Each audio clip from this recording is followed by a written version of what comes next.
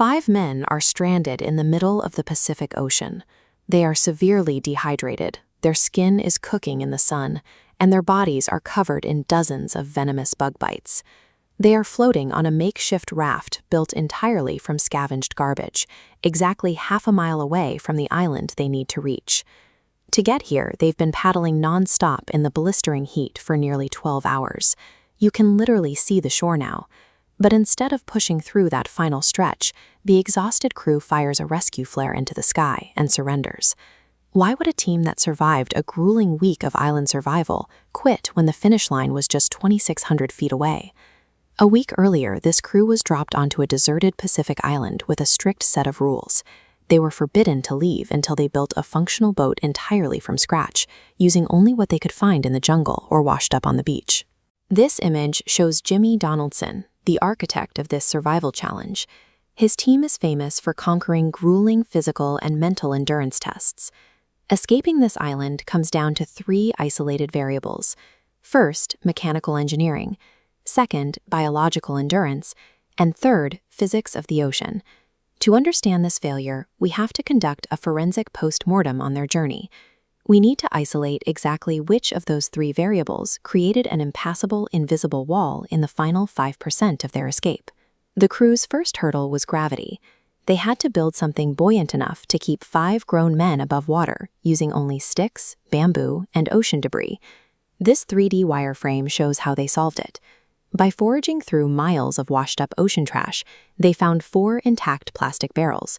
When tightly lashed to the heavy bamboo frame, these sealed barrels displaced enough water to successfully support the massive weight of the crew. Looking closer at the diagram, we can see they arranged these barrels into a dual-hull catamaran design. By tying 17 crossbeams between the 2 separate hulls, they created a wide base built specifically to prevent the craft from capsizing when hit by lateral ocean waves. This photograph shows a traditional Polynesian crab claw sail. It is a historical triangular sail design built to harness crosswinds, which the crew successfully replicated for their propulsion mechanism, using bamboo masts and a scavenged tarp. The boat floated, it remained incredibly stable in the water, and the makeshift sail successfully caught the wind. The engineering phase worked exactly as intended, meaning mechanical failure was not the culprit. Once on the water, the crew had to manually row through a heavy current just to enter the open ocean without being immediately dragged sideways. To manage this intense physical load, they implemented strict 15-minute rotation shifts. This allowed one person to rest, while the other 4 maintained continuous, unbroken paddling.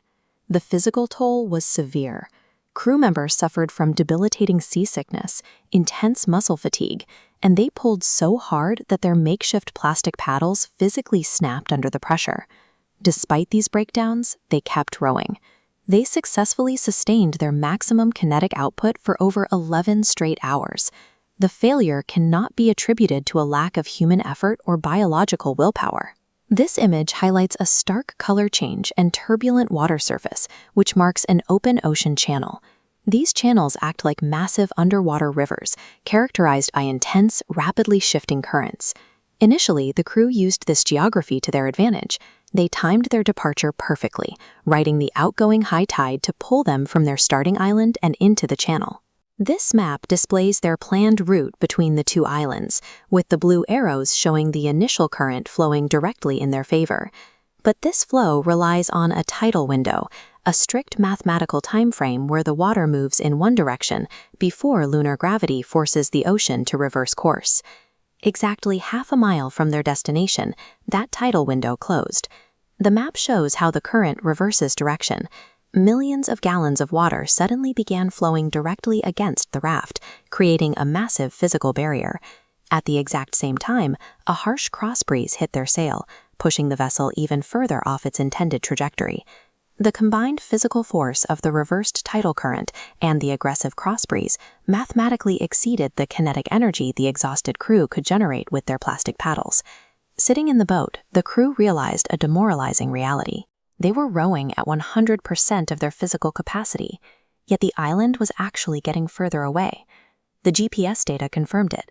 The distance steadily climbed from 0.5 miles to 0.6 to 0.7. They were moving backward, being actively sucked out into the vast Pacific Ocean. In typical internet challenges, the environment is strictly controlled.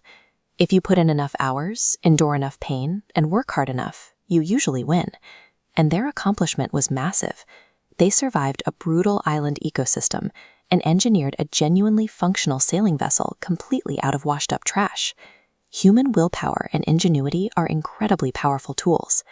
But when you match human muscle against the mathematical certainty of ocean tides, Mother Nature always wins.